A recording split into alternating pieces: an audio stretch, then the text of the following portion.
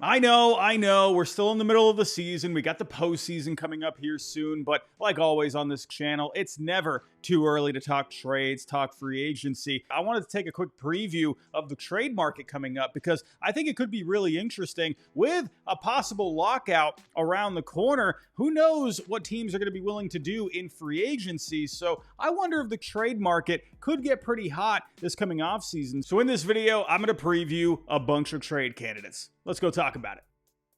Up first, I got Adley Rutschman. So Bob Nightingale said recently that he expects Adley Rutschman to get traded this coming offseason, but then from the top rope, Ken Rosenthal said he expects Adley to be with the Orioles in 2026. Now, for me personally, I'm somewhere in the middle. I think if the Orioles get the right offer, I could see them pulling the trigger on a trade, but because of the down year he's having, I wonder how far teams would be willing to go to get a deal done. I could see a scenario where they keep Sammy Basallo and he could split time between catcher, first base, and DH, and then Kobe Mayo could split time between first and third. Then again, I could just see them going with Basallo at catcher since they just signed him to an 8-year deal, so maybe they want to move forward with developing him there, and in that scenario, perhaps they look into moving Adley, who I do think would have a pretty decent market because of the track record he has. JT Realmuto is hitting free agency this offseason, so perhaps that could be an avenue for Dave Dombrowski and the Phillies to go down. You got Kyber Ruiz on the Nationals, who hasn't really worked out in Washington up to this point, and since I expect the Nationals to try and be aggressive this offseason, maybe they can try and go for Adley, who wouldn't have to go far if they moved him there, or maybe the Texas Rangers, who haven't been getting too much production offensively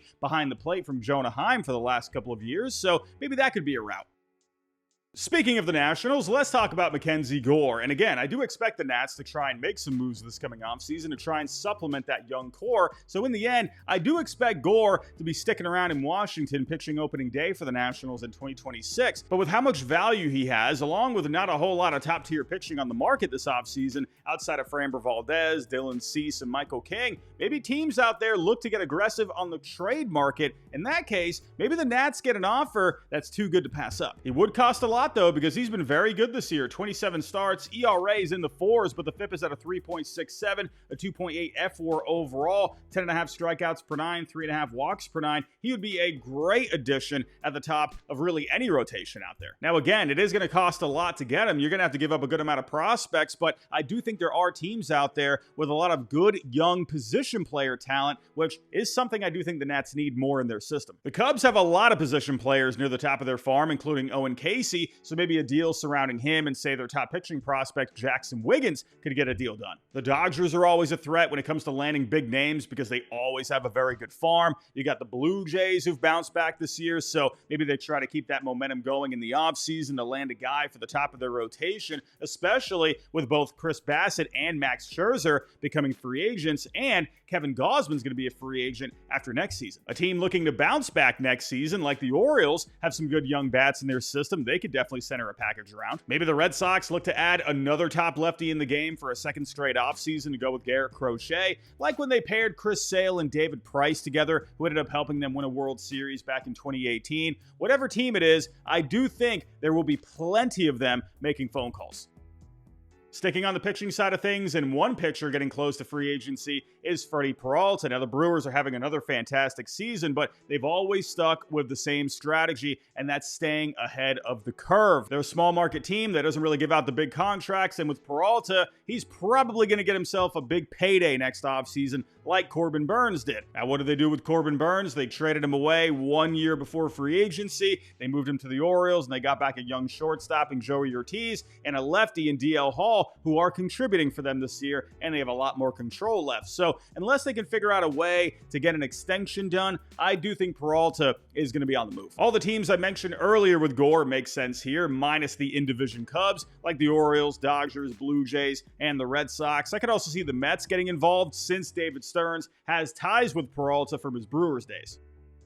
One team that ended up being a bit disappointing this year were the Twins, and one guy who was heavily on the rumor mill was Joe Ryan. In the end, he ended up staying put in Minnesota, but with how heavy the Twins dipped into a retool, including trading Carlos Correa back to the Astros, Jarren Duran to the Phillies, Griffin Jax to the Rays, they ended up bringing a lot back in the fire sale they had, but Joe Ryan staying in Minnesota. Now, I think there's a good shot that Joe Ryan ends up getting moved this offseason. Like McKenzie Gore, Ryan also has a ton of value because, well, he's good. ERA at a 3.22, FIP at a 3.38 over the 26 games, 25 starts, good strikeout to walk ratio, and combine that with the fact that he's not a free agent until after 2027, 2 more years of control after this year. He's going to cost a lot, but with how much the Twins were talking about Ryan at the deadline with other teams, I think there's a good shot they take advantage of that value. Now, the Red Sox were a team heavily connected with him leading up to the deadline, so I could easily see them revisiting talks this offseason, perhaps for someone like Jarren Duran or Wilyer Abreu being the centerpiece, because the Red Sox still have a lot of outfielders in the mix. I mentioned the Cubs earlier for McKenzie Gore, and I think that makes sense too. I could also see Buster Posey and the Giants trying to get aggressive for some pitching this offseason, and even the Blue Jays again, but I'm not sure if they have the prospects they'd be willing to part with to get a deal done. As for Pablo Lopez, I think he could be on the block as well, since they did clear the salary of Carlos Correa. Now, with Lopez, he has had a shoulder injury this year, but he's on a rehab assignment right now, so I wonder if that comes into play for a possible trade, but with his track record, it's so good. This guy's been so durable before ended up having that shoulder injury, so I think teams would be okay with him, and he's on a very team-friendly deal, a 4-year, $73.5 million contract, so as long as the shoulder's okay, I could see a lot of teams lining up out the door for Pablo. I mentioned the Orioles, the Blue Jays, and the Giants again as possible fits, and also some big market teams like the Yankees, the Dodgers, the Mets, maybe the Red Sox, I think could be fits as well. Maybe even a surprise team like the Angels, who I think could use someone like Pablo Lopez at the top of the rotation. Whatever it is, I think a lot of teams will be in play. So it's a busy time for all of us right now as we get closer and closer to the postseason,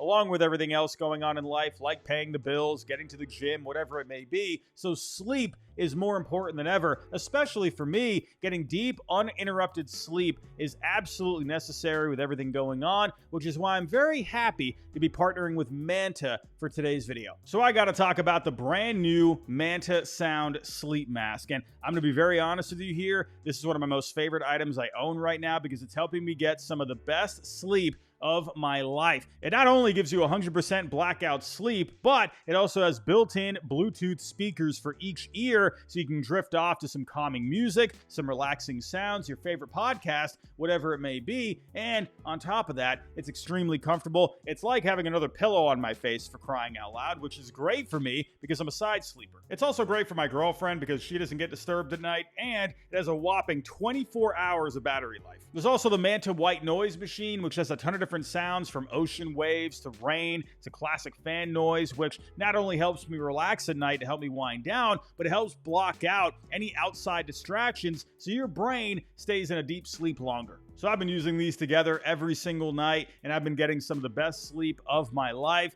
If you want to have the same thing, go down to the description down below, click the link, use the code HYDE, and our pals at Manta will give you 10% off to help upgrade your sleep game.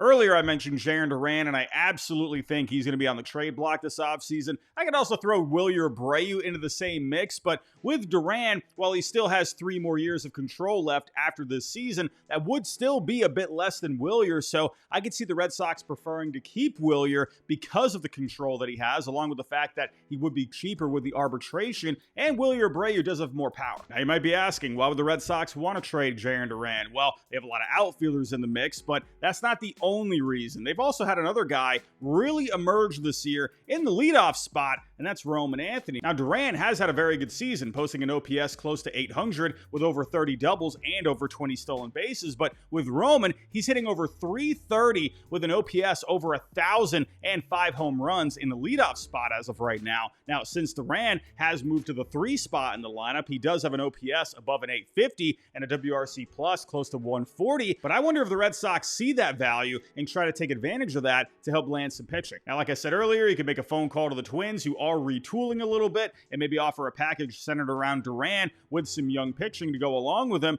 for a Joe Ryan trade. The Twins, I think, could use some more speed in the lineup, and with Trevor Larnach not doing all that much this year, maybe that could be a fit. Maybe even an outside-the-box team like the Marlins, if they're willing to part with Sandy Alcantara or Edward Cabrera to give them a cost-control bat, which I do think they could use. Or maybe the Pirates or the Reds, who have a surplus in pitching but could use another bat. Michael Conforto's a free agent after this year, so maybe something could be had with the Dodgers. Whatever it is, I definitely think Duran is going to be on the block this offseason.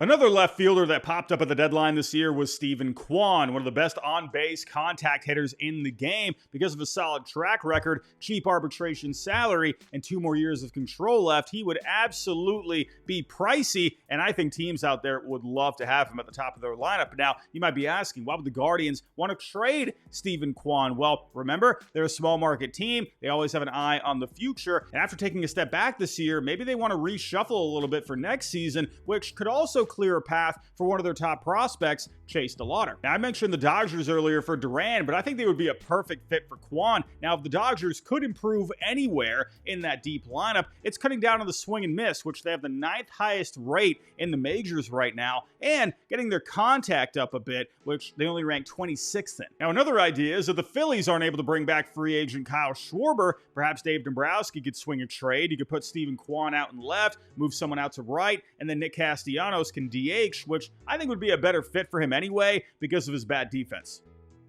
Here's a guy I wouldn't have even thought to say a couple of months ago, but I wonder about Jeremy Peña. Now, when I saw that he switched his agent to Scott Boras after a report of the Astros not being able to get a long-term extension done with him, I had some bells going off in my head, and then they brought back Carlos Correa, who is going to be the third baseman moving forward, but that would mean Isaac Paredes probably slides over to second base when he comes back, and then they still have Jose Altuve and Bryce Matthews. So when you throw all that together, I wonder if Peña could be on the block this offseason, and if he is, I definitely think teams are going to be showing interest. Now, he has missed a little bit of time this year, but overall, very good numbers, hitting .307 with a .366 on base, a .478 on the slugging, a .135 WRC+, very good defense, a 4.6 F4 overall, over 104 games. That's very good. Now, because of his talent and not being a free agent until after 2027, he's going to have a lot of value. He would bring back a lot for the Astros, which could be good for them because they have one of the lower ranked farm systems right now. So if the Astros were to go down this route, which team would make sense? Well, obviously a team needing a shortstop, but also a team that has the assets to get a deal done. The Braves do make sense on paper, but they also have a pretty low ranking farm system. So unless